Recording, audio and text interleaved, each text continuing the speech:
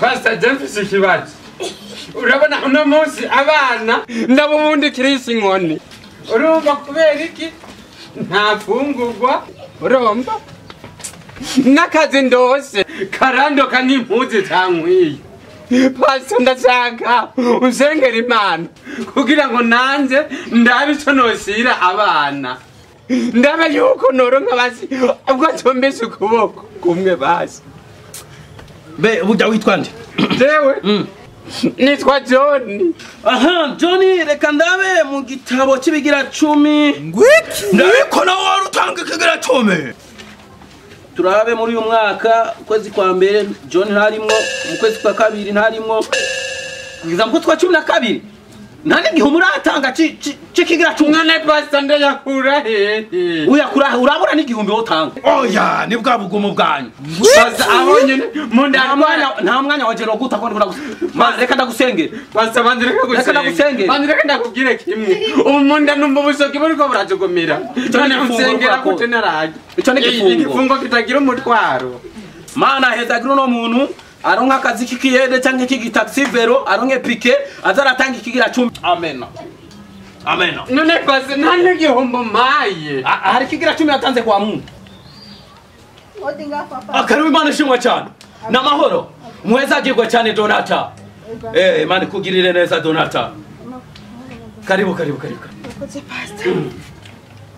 Pastor gacerewe. Yego. Ndafise ingwane nini cyane. Donata. Mugabo wanjye amaze amezi 3 atantelefone. Oh my God, mu izina rya Yesu. Kweli? Ndasaba dusenga Imana.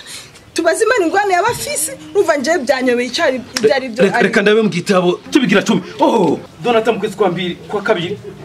Yatanze 200,000. Oh, mu kwezi kwa gatandatu waraguriye pastoriko ikarvati ni wewe? Ego pastor. Ndabona jya matirishe ni wowe yagutse. Ni gitoro. Mu kwezi kwa gatanu waramuguriye mukamwari mu gikweme ni wewe? Ayayaya mwe muri abantu dukwiye gusengera.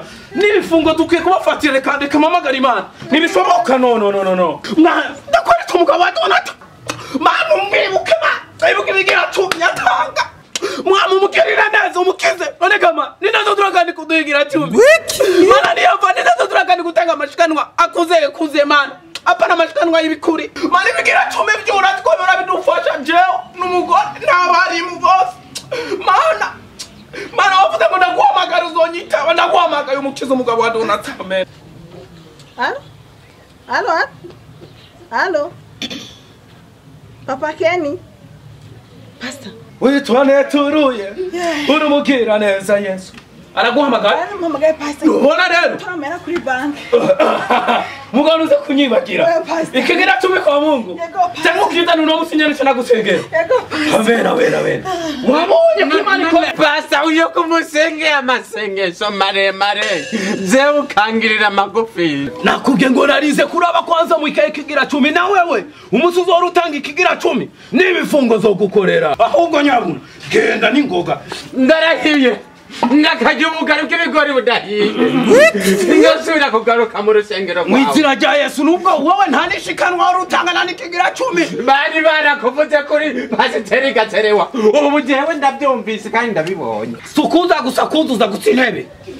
Abantu badatanga ibigira 10 n'amashikanwa bakwiye gutaza barasengerwa cyane. Jewe pasiteri gaterewa ndabivuze. Reka ndamubaze Donata amahera kigira kibaza gutanga cyenda bakona ubandagide ni kwibotiki. Niho TV.